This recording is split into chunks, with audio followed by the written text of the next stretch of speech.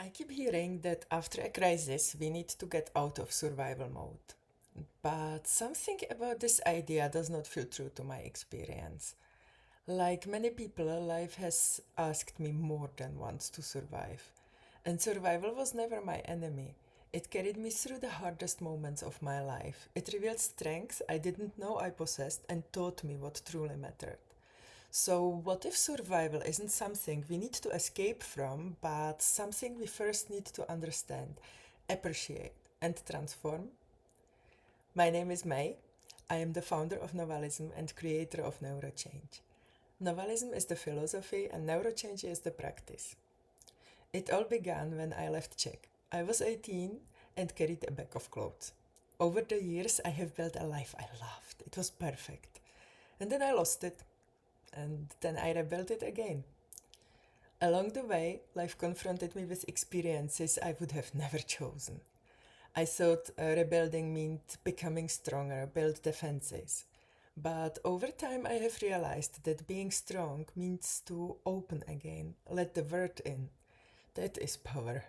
And this is what I teach in Neurochange, how to redirect the strengths you find in survival into opening yourself again, step by step. You will recover the qualities that fear had quietly pushed aside, the courage, the curiosity, the dreams, not to become who you were before, but to allow those qualities to integrate in the person you are becoming now, with all your wisdom and all your experience. Because crisis does not destroy who we are, it fragments our access to ourselves.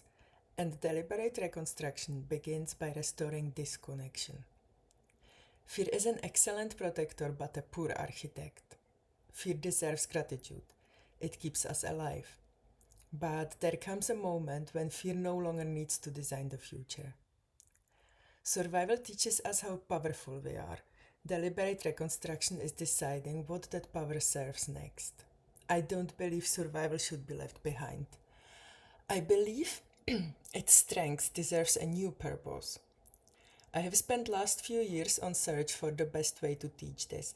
My whole life I explore philosophy, yoga, meditation, diverse approaches to understanding ourselves. And each one gave me something valuable. But none of them was as effective as Neurographica, a method created by Pavel Piskarov. Have you ever noticed when your best ideas arrive? When we do something simple like shower, walking, washing dishes. And now imagine you do this with intention and direction. For 18 months, I drew almost every day, often for hours, in order to find the right way to initiate the process of neurochange. The task occupies just enough of your attention for another part of your mind to begin working. Imagine a structured visual practice that gently guides your thinking deeper and deeper while you remain fully present. I sometimes describe Neurographica as meditation on steroids. What I love most is that I don't tell you what to think. I simply offer you the map and you decide where to go. Because your inner compass already knows something I never can. What is right for your life?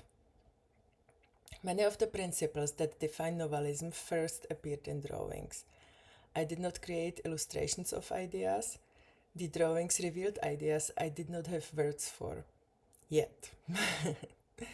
The same philosophy of transforming power appears everywhere in my life.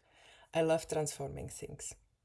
I turn shopping bags into notebooks because they were made to last. I simply give them another purpose. A limitation infused with creativity becomes a direction. A shadow can become a wing when we learn to look at it differently.